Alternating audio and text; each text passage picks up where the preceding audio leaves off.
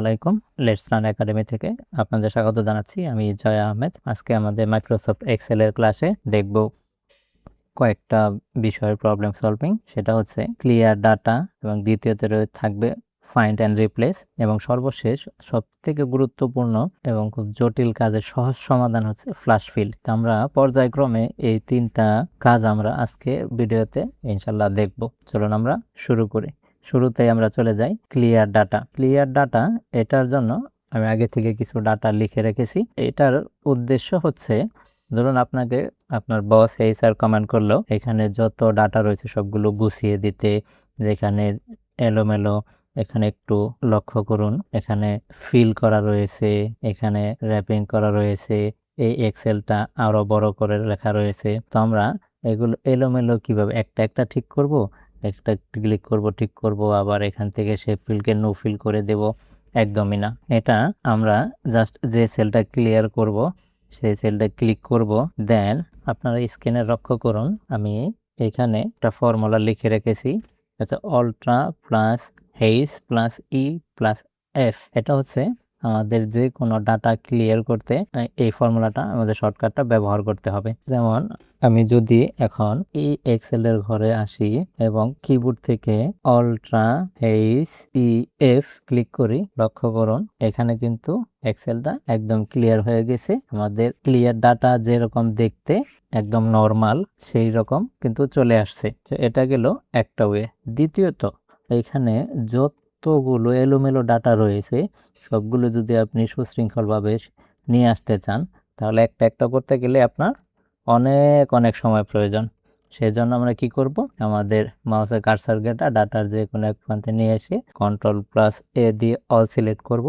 দেন আমরা আমাদের শর্টকাটটা ইউজ করব। শর্টকাটটা কি আমি আবার বলে দিচ্ছি, অল্ট্রা plus H plus E plus F. এখন লক্ষ্য করুন আমাদের সবগুলো ডাটা কিন্তু একদম সুশৃঙ্খলভাবে চলে আসছে। আমাদের দ্বিতীয় টপিক ছিল find and replace. Find and রিপ্লেসটা হচ্ছে আমরা মাইক্রোসফট ওয়ার্ডে দেখে আসছি, যেরকম এইখানে যতগুলো নাম রয়েছে এই নামের মধ্যে আমি যে কোনো একটা নির্দিষ্ট নামকে চেঞ্জ করতে চাচ্ছি। যেমন এখানে হাসান, এখানে হুসাইন, এখানে ইসলাম। লাস্ট নেমগুলো লক্ষ্য করুন, হাসান, হোসেন, ইসলাম। তো এগুলো তিনটা যে আমাদের নেম রয়েছে, তো আমাদের কোনো দরকারে যদি মনে হয় আমাদের হাসান জায়গায় খান হবে, অথবা হুসাইনের জায়গায় খান হবে, অথবা অন্য কোনো আমাদের বংশগত নাম যেটা সেটা যোগ করতে হবে, সেই ক্ষেত্রে আমরা একটা একটা না করে কিভাবে সবগুলো একসাথে নিয়ে আসবো সেটা আমরা দেখব এখন। এটার জন্য লক্ষ্য করুন এইখানে ফাইন্ড অ্যান্ড সিলেক্ট যে লেখা রয়েছে এখানে যদি আমরা ক্লিক করি তাহলে আমরা এরকম একটা ইন্টারফেস দেখব যেখানে ফাইন্ড অ্যান্ড রিপ্লেস রয়েছে। আমরা ফাইন্ড অথবা রিপ্লেস যে কোনো একটাই যাব, তবে আমি সাজেস্ট করবো আমরা রিপ্লেসে চলে আসি, তাহলে এরকম একটা ইন্টারফেস চলে আসবে যেখানে ফাইন্ড এবং রিপ্লেস দুটি অপশন থাকবে। তো এখানে আমরা শুরুতে কি করব, লেখাটা একটু লক্ষ্য করুন, এখানে লেখা রয়েছে ফাইন্ড হোয়াট, মানে আমরা কি খুঁজবো। দেন আমাদের নিচের লাইনে লেখা রয়েছে রিপ্লেস উইথ, মানে আমরা কি লেখাটা সঠিকভাবে রিপ্লেস করে বসাবো সেটা। চলুন আমরা ট্রাই করি। আমরা যদি এইখানে যে হাসান রয়েছে এই হাসানটা এখানে লিখে দিয়েছি, এই হাসানটা খুঁজবো এবং হাসানের পরিবর্তে আমরা খান এটা রিপ্লেস করব। এটার জন্য এই যে এখানে ইন্টারফেসে যে রিপ্লেস অল রয়েছে, আমরা যদি রিপ্লেস অলতে ক্লিক করি তাহলে দেখবেন all done we made 17 replace, মানে আমাদের যেখানে হাসান ছিল সেটার সংখ্যা হচ্ছে 17 এবং 17টা রিপ্লেস করেছে। আমরা যদি ওকে দেই তাহলে এখান থেকে ক্লোজারি লক্ষ্য করুন আমাদের প্রথমে কিন্তু হাসান ছিল সেটা খান হয়েছে এবং এইখানে হাসানের জায়গায় খান চলে আসছে। তো এইভাবে আমরা প্রত্যেকটা কলাম প্রত্যেকটা সেল থেকে আমরা সিলেক্ট করে নাম রিপ্লেস করে বসিয়ে দিতে পারবো। এবার আসি আমরা আমাদের সবথেকে গুরুত্বপূর্ণ যেটা ফ্ল্যাশ ফিল। এই ফ্ল্যাশ ফিল আমরা কিভাবে করব আর ফ্ল্যাশ ফিলটা আসলে কি, এটার জন্য চলুন আমরা একটা ইন্টারফেসের সাথে পরিচয় হই। এখানে আমি কিছু নাম লিখে রেখেছি এবং সেখানে আপনাকে ধরেন কমেন্ট করা হলো এখান থেকে যে ফার্স্ট নেম আছে, যেমন ধরেন এখানকার রাহিম, এটা সহ প্রত্যেকটা ফুল নেম থেকে আপনার ফার্স্ট নেম এবং এইখানে যেমন লাস্ট নেম হাসান লেখা রয়েছে এবং লাস্ট নেম এক একটা আলাদা করতে হবে। তাহলে কি আমরা এখানে টাইপ করব রাহিম, আবার রাকিব, তৃতীয় ছেলে আরিফ, এইভাবে? এটা না।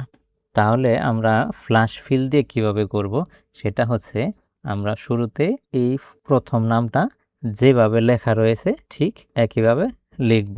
লক্ষ্য রাখবেন, ঠিক যেভাবে লেখা থাকবে প্রথম নামটা ঠিক ওইভাবে লিখব। লেখার পরে ঠিক নিচের সেলে চলে এসে নিচের সেল থেকে আমরা কিবোর্ড থেকে Ctrl+E যদি চাপি, লক্ষ্য করুন আমার যত নাম রয়েছে, যেমন আমি মাঝখান থেকে যদি একটা আপনাদের বোঝার সুবিধার্থে প্রমাণ হিসাবে দেখাই, এখানে দেখেন জাহিদ এবং ফার্স্ট নেম আমাদের জাহিদ চলে আসছে, তার মানে আমাদের ফর্মুলা কাজ করেছে। ঠিক একইভাবে লাস্ট নেমে আমরা যেরকম লিখি HASAN, তারপরে বলেছিলাম দ্বিতীয় সেলে চলে আসব, কিবোর্ড থেকে Ctrl+E প্রেস করব, দেখেন আমাদের অটোমেটিক ফ্ল্যাশ ফিলে লাস্ট নেম চলে আসছে। এবার আপার হচ্ছে সবগুলো অক্ষর বড় হাতের হবে। তো এটার জন্য যে কোনো ফর্মুলার শুরুতে সমান সমান হয় এবং আপার আমরা যদি ব্যবহার করি ইউপি, এতটুকু লিখলে দেখেন আমাদের লেখা চলে আসছে আপার। এটা সিলেক্ট করে দিলাম। আমি কোন টেক্সটটা আপার করতে চাচ্ছি সেটা সিলেক্ট করে দেই। যেমন ধরেন রাহিম, এটা রাহিম সিলেক্ট করলাম, ব্র্যাকেট দিয়ে আটকে দিয়ে এন্টার প্রেস করি, আমার কিন্তু সবগুলো নাম রাহিম চলে আসছে বড় হাতের অক্ষরে। ঠিক একইভাবে আমি যদি এটা ফ্ল্যাশ ফিল করে দেই, নিচের সেলে চলে আসব, কিবোর্ড থেকে Ctrl+E দেব, তাহলে কিন্তু অ্যান্সার আসবে না। এর জন্য আমরা কি করব, এই সেলটা সিলেক্ট করব, দেন আমরা এই কর্নারে এসে যখন প্লাস আইকন তৈরি হবে এখান থেকে জাস্ট মাউস থেকে লেফট ক্লিক 2বার করব। দেখেন আমাদের সবগুলো নাম যা যা সিলেক্ট করেছিলাম সব বড় হাতের অক্ষর হয়েছে। ঠিক লোয়ারটা একইভাবে সমান সমান LUW দেওয়ার সাথে সাথে লোয়ার চলে আসছে। আমরা এটা লোয়ার যেটা করতে চাচ্ছি এটা সিলেক্ট করে দেব এবং ব্র্যাকেট দিয়ে আটকে রেখে এন্টার প্রেস, আমাদের সবগুলো নাম লোয়ারে চলে আসছে।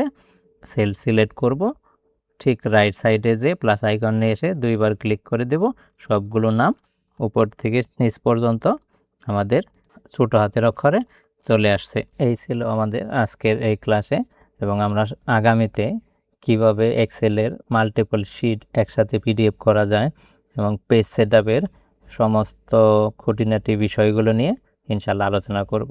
আর এই পর্যন্ত যদি আপনাদের কোনো সমস্যা থাকে, কাজ করতে যে প্র্যাকটিস করতে যে যদি কোনো সমস্যায় পড়েন, তাহলে অবশ্যই আমাদের ভিডিওর নিচে যে কমেন্ট অপশন রয়েছে সেখানে জানাবেন এবং লেটস লার্ন একাডেমির সাথেই থাকবেন।